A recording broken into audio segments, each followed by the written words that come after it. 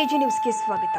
ಚಾಮರಾಜಪೇಟೆಯಲ್ಲಿ ಹಸು ಕೆಚ್ಚಲು ಕೊಯ್ದ ಪ್ರಕರಣಕ್ಕೆ ಸಂಬಂಧಪಟ್ಟಂತೆ ಹಸು ಕೊಯ್ದ ಸ್ಥಳಕ್ಕೆ ಬಿಜೆಪಿ ನಾಯಕರ ನಿಯೋಗ ಭೇಟಿ ಕೊಟ್ಟಿದೆ.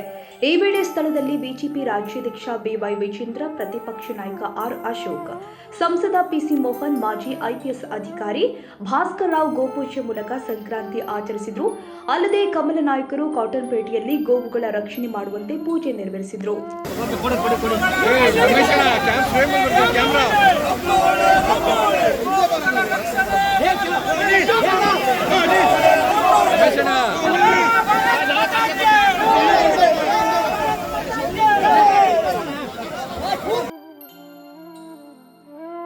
ಕನ್ನಡಿಗರ ಮೆಚ್ಚಿನ ನಿಮ್ಮ ಎಜೆ 24/7 ನ್ಯೂಸ್ ಕನ್ನಡ ವಾಹಿನಿ ಇದೀಗ ಟಿವಿಯಲ್ಲಿ ಲಭ್ಯ.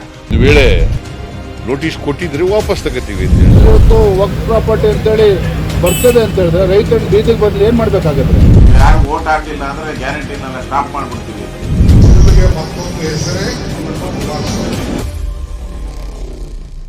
ಕರ್ನಾಟಕ ಮತ್ತು ದೇಶ ವಿದೇಶ 360 ಡಿಗ್ರಿ ಸುದ್ದಿ ಹಾಗೂ ಉತ್ತರ ಕರ್ನಾಟಕ, ಬೆಳಗಾವಿ, ಬಾಗಲಕೋಟೆ, ಧಾರವಾಡ, ಹಾವೇರಿ, ಗದಗ, ಬಿಜಾಪುರ ಜಿಲ್ಲೆಯ ಕ್ಷಣ ಕ್ಷಣದ ವಿವರವನ್ನ ಪಡೆಯುವುದಕ್ಕೆ ಎಜೆ 24/7 ನ್ಯೂಸ್ ಕನ್ನಡ ವಾಹಿನಿಯನ್ನ ಲೈಕ್ ಮಾಡಿ, ವಿಡಿಯೋಗಳನ್ನ ಶೇರ್ ಮಾಡಿ, ಕಮೆಂಟ್ ಮಾಡುವ ಮೂಲಕ ನಮ್ಮ ವಾಹಿನಿಗೆ ಸಹಕಾರ ನೀಡಿ ಮತ್ತು ಚಾನೆಲ್ ಅನ್ನ ಸಬ್ಸ್ಕ್ರೈಬ್ ಮಾಡಿ.